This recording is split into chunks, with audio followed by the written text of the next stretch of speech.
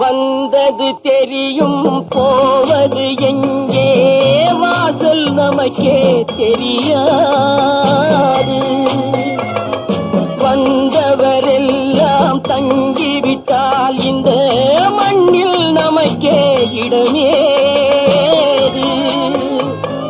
வாழ்க்கை என்பது வியாபாரம், வரும் ஜனனம் என்பது வரவாகும், அதில் மரணம் என்பது செலவாகும். போனால் போகட்டும் போடா,